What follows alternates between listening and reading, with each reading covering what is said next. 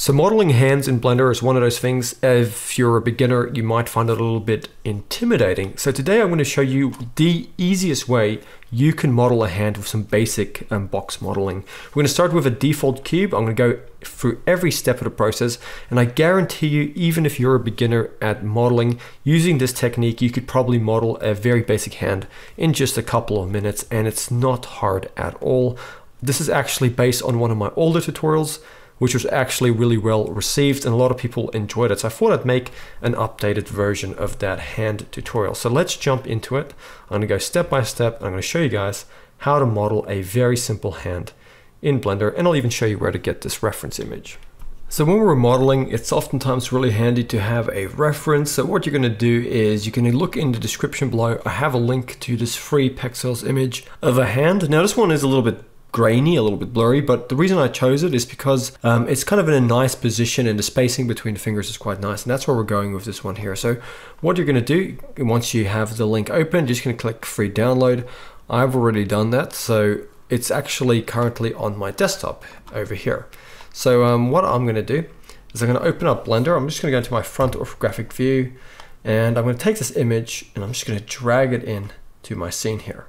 And then what I'm going to do, I'm going to go G and move it, and you can move yours however, but the main thing is you just move it back a little bit. So when we're in a front orthographic view, all we see is that hand reference. Doesn't really matter where you have it placed because you can just move your cube, but I'm going to have it roughly in the middle. And then what you're going to do, you're going to select your cube, and let's enable our toggle on our X-ray here. Okay, so now we have an X-ray, and we're going to make sure our cube is active, and we're going to tab into edit mode.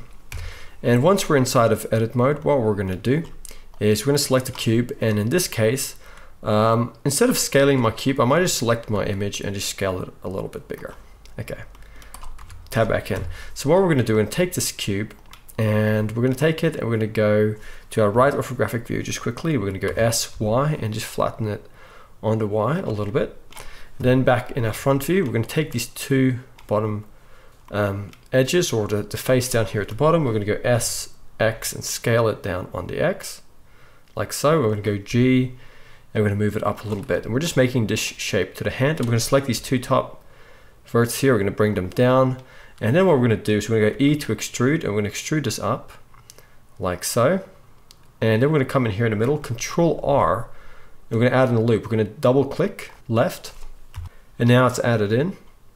And then what we're going to do is we're going to select this, these verts here. We're going to go G to move them over here. And then we're going to grab these ones here, and we're going to move them over here where the thumb and hand kind of come together. And we're going to select this one here. We're going to bring it down to about here. So we're kind of following this natural arc of the fingers. It's not quite flat. That's often a beginner mistake people make, is that they make the webbing here way too flat. So now we have that kind of contour here. Let's just match it at the bottom a little bit here, like so. And then we're going to come in here, Control R, add in a loop. We're going to left click once so we can slide it. And let's slide it to about here. And then let's select these verts here. Let's just move them out.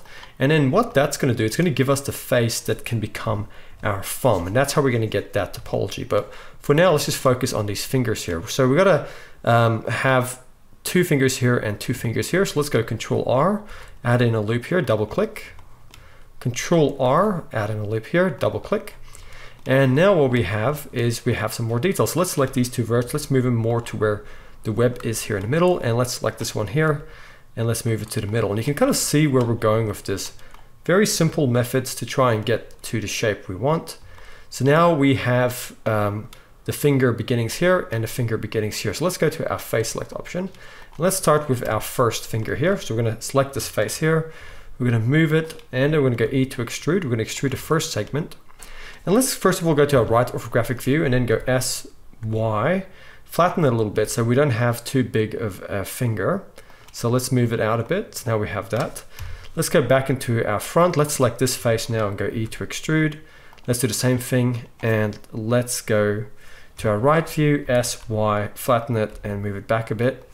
And we're going to do the same for all of these. So we're going to select this one, might rotate it a bit and scale it on the X, and then go E to extrude. And let's actually move this one, and then R to rotate.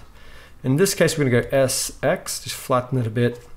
And then in your right view, S, Y, flatten it and move it back a bit.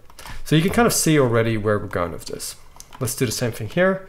Extrude, move it, rotate it, S to scale. Let's go over here, move it back, just like that. Okay, that's working really well. So now we have the first segments of our finger. I might scale this one down a bit. And now we're gonna do the next one. So it's pretty easy. We're gonna extrude this segment here, scale a little bit, and then we're gonna go E to extrude, S to scale it up, and then E to extrude, S to scale, and let's just move it like so. And let's do the same thing here. We're gonna go E to extrude, let's move it here, rotate it, S to scale a little bit, and let's extrude it, scale it up a bit, and then extrude it. And this is really simple to do. So we're gonna go something like that. And we're gonna do the same thing here. Scale it a bit, E to extrude, S to scale a little bit, and extrude. And just try and follow the natural shape of the hand. Over here, we're gonna do the same thing. This one's a little bit more bent, but let's just keep to the natural contour. So we're gonna keep that. Let's extrude that out, scale a little bit. Exact same thing, we're just repeating it pretty much at this point. And now we have those fingers over there, okay? So let's just quickly focus on the thumb here. The thumb, let's grab that. Same kind of deal, just gonna do it a little bit differently. We're gonna start by going E to extrude. And you might think we're gonna extrude this way, but that's not gonna work topologically. So we're gonna bring this face out, we're gonna rotate it like so, and then S, Z, and flatten it. And now that actually gives us a face over here that we can grab. And in fact, let's just grab these verts here and just move them down a little bit. Now we have a nice face we can grab here. We can extrude this and we don't get any funky topology. So let's just go S to scale that, maybe move it back a bit. Move it over here, and then E to extrude, S to scale, and then E to extrude, S to scale. Let's just come in here, Control R, add in a loop, left click once, slide it up, and S to scale. And that looks a little bit more natural. So now we have the thumb there as well. And you can see here, we now pretty much have a hand. We have the main topology in place. But what we're gonna do now is we're gonna just disable the X-ray over here. We're gonna come over here, Control R, left click twice to add in the loop. And let's come over here and just select these bottom faces. And let's go X and delete those faces. And then we're gonna go over here to our edge select, Shift, Alt, left click to select these. In our front view, we're just gonna go E to extrude and then rotate them a bit. Now we have a wrist. Now at this point, it might look like it's still quite rough, and that's because it is. But what we're gonna do, we're now gonna press A to select everything. We're gonna go to our smooth tool, and now we're gonna drag this little gizmo, and here's where our hand really starts to look a little bit more natural. And at this point, it looks okay from the front, but we really wanna go to the right side now. We're going to select our vertex option, and at this point we're going to select the inside verts here, and in our right view let's enable our proportional editing, and let's go G, let's just move it back, and let's make kind of like a cavity here to the hand, and let's just also select these verts here, and let's just bring them in a little bit just to round things out. And that is probably the quickest way you can make some hand topology. Now at this point you could go add in more topology, so Control R over here, left click. You could come in here, Control R, slide it down, scale it a little bit. This is all just part of the process. You can slide one in here, Control R, left click once, slide it, S to scale. And the more time you spend with it, the better it'll look. Now, this technique will kind of get you the base for your hand.